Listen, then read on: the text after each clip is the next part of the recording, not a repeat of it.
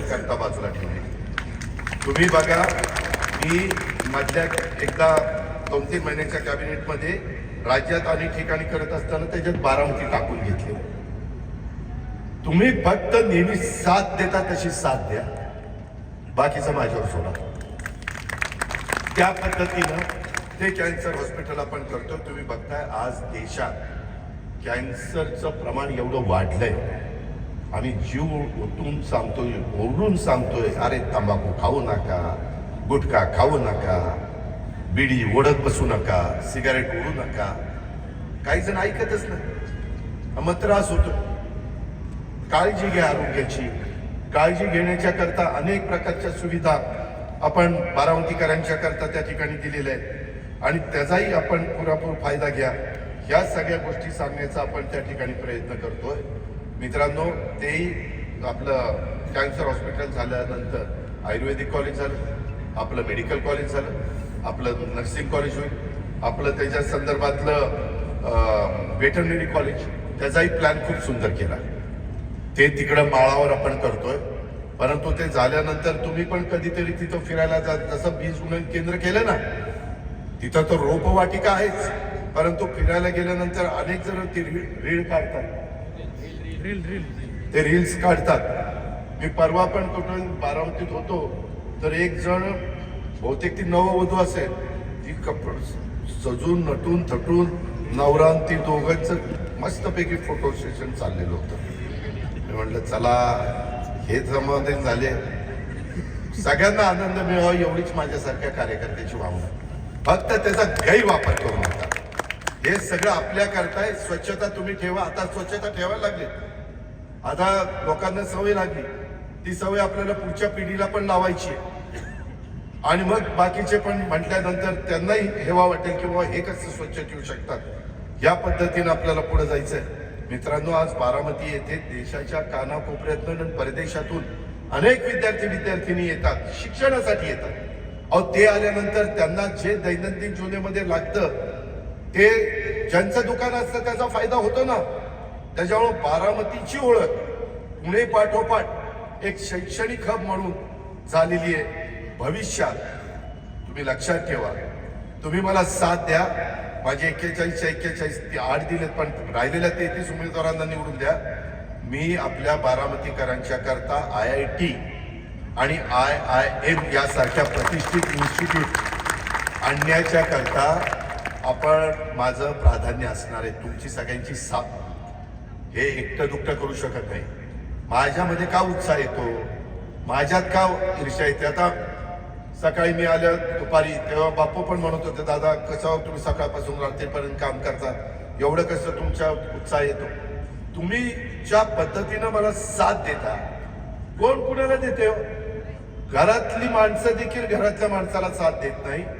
एवढे नाना ढंगाचे, नाना जातीचे, नाना धर्माचे अनेक वयोगटातले लोक आज मला साथ देतात. त्याच्यामुळे मला उत्साह येतो, त्यामुळे मला प्रेरणा मिळते, त्यामुळे मी ही झोकून देऊन काम करू शकतो.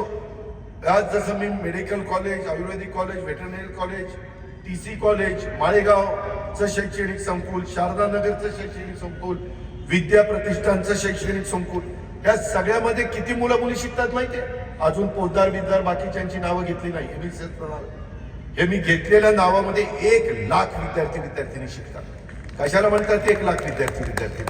आणि बाकीच्या जर काढल्या तर ती आणखीन संख्या वाढते. याशिवाय विद्या प्रतिष्ठान मार्फत आपण देशातील सर्वात मोठं centre of excellence on AI उभारून, आत्ताच मी पुन्हा तिथं बघायला गेलेलो होतो, अत्याधुनिक प्रयोगशाळा तिथं आपण उभारतोय. तेथे गुगल आणि मायक्रोसॉफ्टच्या मदतीनं प्रशिक्षण आणि संशोधनाचं काम होईल. तुम्ही जरा विचार करा, सर्च करा, गुगल आणि मायक्रोसॉफ्ट यांच्याशी आम्ही चर्चा करतोय. ते बारामतीकरांच्या नव्या पुढच्या पिढीच्या करता आणतोय. आत्ता जे शिकतायत त्यांच्या करता आणतोय. कृषी विज्ञान केंद्राच्या माध्यमातून महिला आणि शेतकरी यांच्या बाबतीत संशोधन प्रशिक्षणाचं काम केलं जात आहे. त्याला अधिक कशी गती देता येईल हा प्रयत्न आमचा चाललेला. ह्याच्याकरता आपण प्रयत्न करतो. मित्रांनो, इतर लोक येऊन काहीतरी भाषणं करून हे करायचं आणि ते करायचं टीकाटिप्पणी. मी टीकाटिप्पणी करायला आलो नाही. उद्या टीकाटिप्पणी करणारी कदाचित भाषणं होतील, पण मी बारामतीचा पुढचा सर्वांगीण विकास कशा पद्धतीनं आपल्याला करायचा आहे ते सांगण्याच्या करता मी तुमच्या सगळ्यांच्या समोर उभा आहे. आणि दुसरं कोणी करू शकत नाही, दुसऱ्याचा घास नाही, हे पण लक्षामध्ये ठेवा. त्याच्यामध्ये मला आपल्याला सगळ्यांना सांगायचंय, मायक्रोसॉफ्टच्या मदतीनं सिंगापूरच्या धर्तीवर आपल्या नगरपालिका मार्फत बारामती स्मार्ट व इनोव्हेशन सिटी म्हणून उदयाला आणण्याचा आमचा प्रयत्न आहे. एआयचा वापर आपण कृषी विज्ञान केंद्रात केला. यंदा 500 कोटी रुपयाची तरतूद आम्ही केलेली आहे. कारखाना पण मदत करतोय, आपली PDCC बँक मदत करते, इतर पण संस्था मदत करतात. लोकांनी आता तशा पद्धतीनं सुरुवात केलेली आहे. ती सुरुवात करत असताना VSIनी त्याच्यामध्ये चांगल्या प्रकारची मदत केलेली. वसंतदादा शुगर इन्स्टिट्यूट, हे पवार साहेबांनी त्याच्यात लक्ष घातलंय, आम्ही सगळ्यांनी लक्ष घातलंय, सरकारने लक्ष घातलंय, ते केलं पाहिजे. एआयचा वापर जग करायला लागले. आता इथं योगेश बसलाय, त्याच्यामध्ये आम्ही माळेगाव कारखान्यामध्ये एआयचा वापर करतोय. त्याला 1 रुपया देखील आम्ही खर्च केला नाही. असणाऱ्या ओळखीमध्ये त्या मालकाला सांगितलं, तो परदेशामध्ये त्याने काही कारखान्यामध्ये केला. मी म्हणलं पहिलं माळेगावमध्ये करून दाखव, तिथं सक्सेस झालं तर पुढच्या वेळेस मग दुसरीकडे कुठं करायचं, त्याला आम्ही पैसे देऊ. त्याच्यातून योगेशला विचारा रिकव्हरीमध्ये फरक पडलाय की नाही. त्याच्यात इतकं बारकाईने सगळ्या गोष्टी चालल्यात. हे केलं पाहिजे.